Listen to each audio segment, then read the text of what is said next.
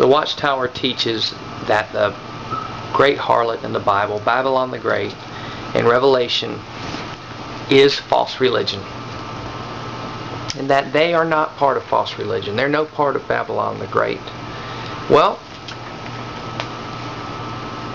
is that necessarily true? Revelation 17:3 says, "And he carried me away in the power of the Spirit into a wilderness, and I caught sight of a woman sitting upon a scarlet-colored wild beast that was full of blasphemous names, and that had 7 heads and 10 horns." What does the Watchtower teach the scarlet-colored wild beast is? They say that it's the United Nations organizations. Have they also now rode that beast? Now that they joined the UN, when they did that from 1992 into 2001? When they became recognized as an NGO and agreed to support its charter and even praised the UN in their articles?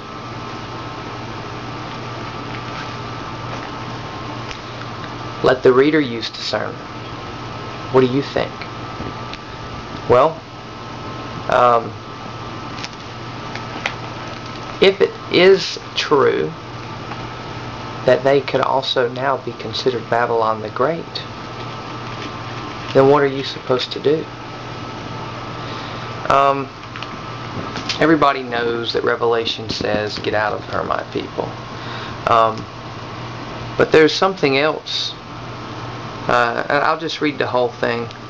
It says, "Get out of her, my people." Revelation 18:4. "If you do not want to share with her in her sins, and if you do not want to receive part of her plagues, for her sins have massed together clear up to heaven, and God has called her acts of injustice to mind." Now here is where it really applies to ex-Jehovah's Witnesses, in my opinion. Render to her even as she herself rendered, and do to her twice as much. Yes, twice the number of things she did. In the cup in which she has put a mixture, put twice as much of the mixture for her. God has called her acts of injustice to mind, it says there. I'm just repeating something I already read. Her acts of injustice, does that bring anything to mind? Disfellowshipping, casting people out because they don't agree with you, because they don't agree with the doctrines that don't make sense anyway. How about how she's portrayed the truth? Their doctrines are obviously not the truth, but that's the name they give it, the truth.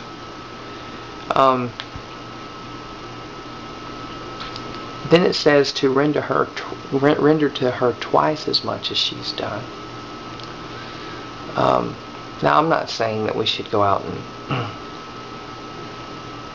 attack Jehovah's Witnesses or necessarily go screaming at them or whatever, treating them really bad. And this might actually apply to what eventually happens to her, because really what I think we should do is expose it, as we already are. And the more they're exposed, the more society will render to her twice as much as she's rendered to us. But at the same time, why would we hold back any of the things that we know should be said about them? Why should we hold back any retribution, any denunciations that we need to give them for their acts of injustice? And if you're a Jehovah's Witness watching this, you need to free yourself by speaking up yourself about what you know to be inconsistent. And you need to speak up and go tell about them joining the UN. And if you're not convinced, go look it up on the internet. You're not going to be able to have the excuse and say, "Oh, well, the governing body told me that I couldn't go look that up." Anybody could say that. People going to church could say, "Well, my pastor told me not to listen to Jehovah's Witnesses."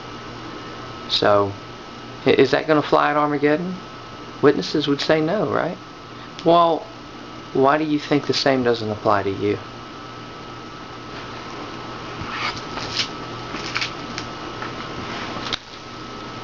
Get out of her, my people. My people, he calls them. So you're still considered God's people, even if you're part of false religion, obviously. Do witnesses not notice that?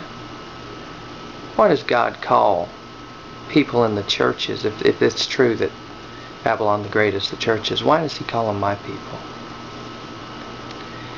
It also applies to Jehovah's Witnesses. Jehovah's Witnesses now, as a collective group, not individuals, are the scarlet-colored wild beast. So,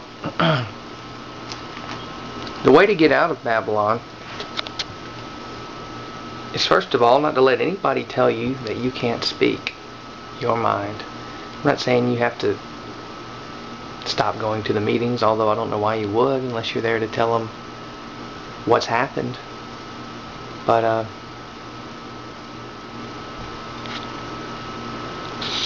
it's definitely something that you need to consider, and you need to know about the Watchtower joining the UN.